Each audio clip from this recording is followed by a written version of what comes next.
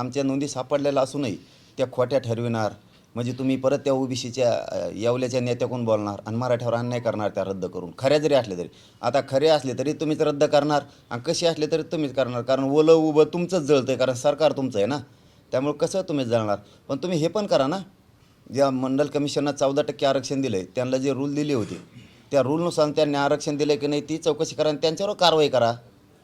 तेही 14% रद्द करा, त्याच्यावरती पण कारवाई करा. मंडल आयोगावरती सुद्धा कारवाई करा. जीव गेला तरी मी हटत नाही. यांनी सगळ्यांनी प्लॅन केला असेल मला आता मारून टाकायचा, हेही मी जाहीर सांगतोय प्रेसच्या माध्यमातून.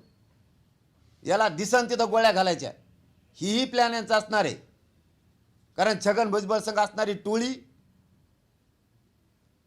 गृहमंत्री साहेबांनी बघितलेलं स्वप्न नेरेटिव्ह भरून काढायचा, याच्या मग अनेक षडयंत्र असू शकतात. मी खंबीर आहे, नाही भेट मारायला. मराठी फक्त खंबीर राहा. कसं आरक्षण देत नाही बघू. आपण बेका कच्च्या आईचं मेलेल्या आईचं दूध प्यालेलं नाहीत. हे जर रस्त्यावर येऊन अशी भाषा करणार असले, वाघ रस्त्यावर उतरणार आहेत. उतरून दे वाघ, वाघावाला. फडणवीस साहेब, हे षडयंत्र हाणून पाडा. 13 तारखेच्या आत आमचं असणारं सगळं आरक्षण द्या. नसता माझा नाविलाज. पुन्हा एकदा शिंदे साहेबांवरती, शंभूराजे देसाई साहेबांवरती, उदय सामंत साहेबांवरती आणि फडणवीस साहेबांवरती मराठ्यांनी विश्वास टाकलेला आहे. 13 तारखेपर्यंत विश्वास ठेवू. आरक्षण आणि सगळ्या नोंदी घेणार आम्ही. एक बी नोंद रद्द नाही होऊ देणार, एक सुद्धा.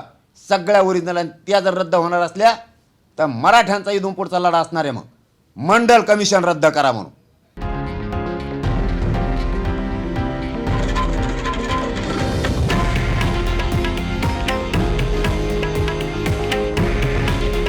हे आहे देशातील नंबर 1 न्यूज नेटवर्क आणि आपण पाहत आहात TV9 मराठी.